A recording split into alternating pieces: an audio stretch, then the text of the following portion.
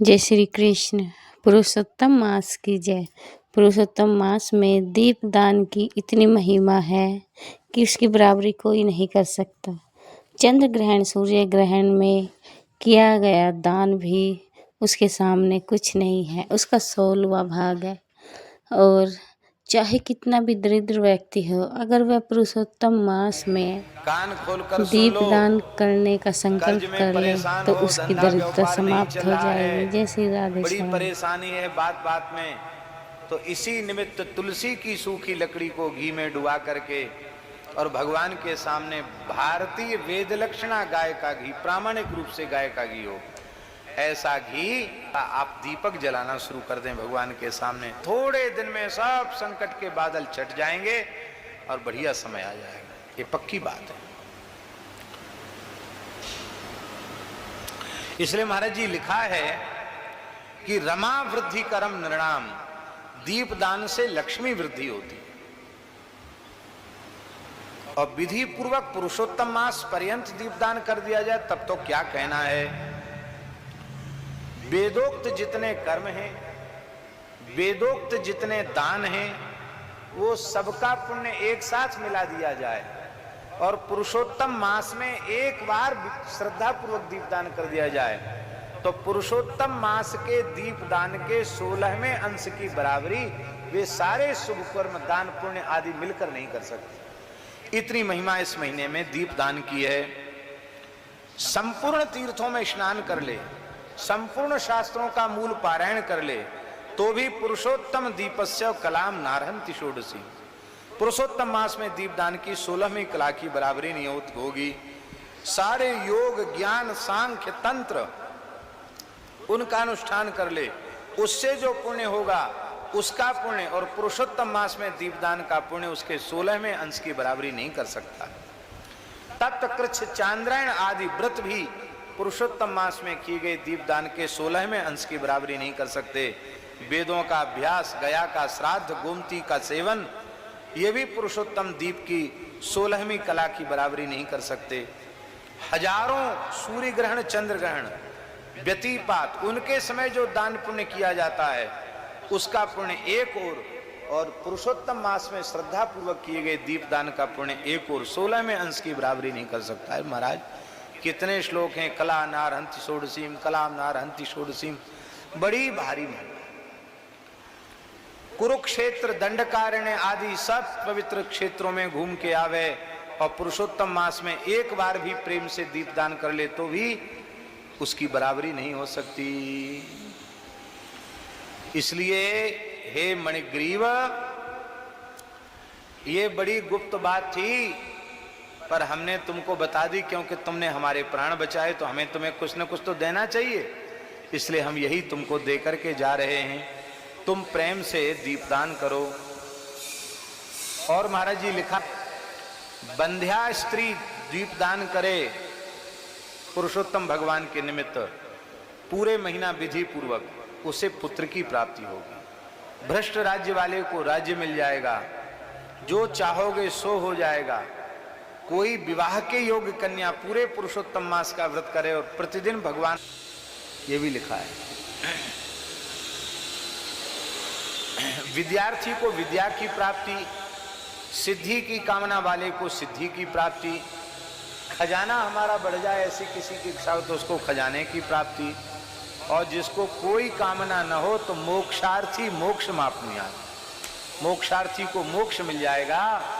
और मोक्ष भी नहीं चाहेगा तो कृष्ण प्रेम प्राप्त हो जाएगा। हमारे जहाँ हमारे शरीर का जन्म हुआ वहाँ हाथी आया घूमने के लिए। हाथी आ जाते हैं गांव में, मांगते हैं, हाथी बाबा लेके डोलते हैं, तो हाथी आया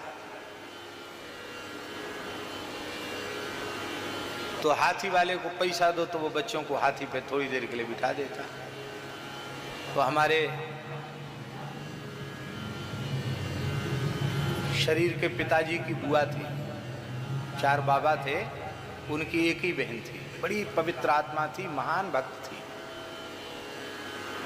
और हमें सबसे ज्यादा स्नेह उन्हीं का मिला। सैकड़ों पद याद थे, सैकड़ों पद, अष्टछाप के, कबीर दासी, तुलसीदास जी, सूरदास जी, मीराबाई, पर वो इधर वाले पदों को भी बुंदेली में बोलती थी। मलुकदासी के पद भी गाती थी। जैसे मलुकदासी का पद है, भजन नहीं बनता मन सैलानी, ये मलुकदासी का पद है, उनकी वाणी का पद है। और वो कहती थी, भजन तो बनत नैया मन सहलानी हो। अब ये बुंदेली हो गया, तो उसको अपनी भाषा में गाती थी। और इतनी तीव्र स्मृति थी कि माने पूरे क्रमशः संपूर्ण भागवत उनको, पूरी कथा याद, शिव पुराण, तमाम पुराण, महाभारत, पता नहीं कैसी मेधा थी उनकी। और बचपन में उन जमानों में बहुत छोटी अवस्था में विवाह हो जाते थे। छोटी अवस्था में विवाह हो गया था, एक पुत्री का जन्म हुआ, उसके बाद पति उनके दिवंगत हो गए। जिस परिवार में विवाह हुआ था वो परिवार उस जमाने का करोड़पति था। इतने बड़े परिवार में 4 भाइयों में 1 बहन, और कोई कमी थी नहीं, इसलिए खूब अच्छे से अच्छा किया गया। लेकिन वो घर में रजोगुण का वातावरण था, धनाढ्य परिवार था। उन्होंने कहा हम अपने भैयों के पास, अपने पिता के पास जाके रहेंगी, क्योंकि वहाँ का वातावरण पवित्र है। अपनी छोटी सी कन्या को लेके वो यहाँ आ गई। और आज तो सरकारी कानून बन गया बेटी को संपत्ति देने का, उस जमाने में कानून नहीं था। आज से लगभग ज्यादा नहीं तो कम से कम 90 वर्ष से भी अधिक पुरानी बात होगी। 90 वर्ष से कम पुरानी बात नहीं होगी। उस समय बाबा के पिताजी ने अपनी संपत्ति के 5 हिस्से किए। 4 पुत्र थे, 1 हिस्सा अपनी पुत्री को दिया, सोना चांदी जमीन सब चीज दी। बोले ये हमारे मरने के बाद किसी के आश्रित नहीं रहनी चाहिए। फिर वो हमारे शरीर के बाबा के पास ही रही, सबसे बड़ी थी आयु में। तो वो पूज्य थी, इसलिए घर में भी पुरुषोत्तम मास होता तो कुछ लोग जीजी कहते थे, उनको लोग पुआ देते थे। उन पे बड़े पुआ इकट्ठे हरे। पुरुषोत्तम का महीना था, उद्यापन भया, बड़े पुआ इकट्ठे हरे। तो जीजी ने कहा तुम क्यों रो रहे हो? हमने कहा हमको हाथी पे बैठना है। अरे हाथी पे बैठना, ये तो कोई बड़ी बात है, हमारे पास तो बहुत पुआ रखे हैं। हाथी वाले को बुलाया, बोले पूरे गांव में इसको घुमा दो हाथी पे बिठा के, कितने पुआ लोगे?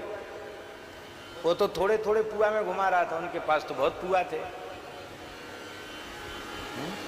कम से कम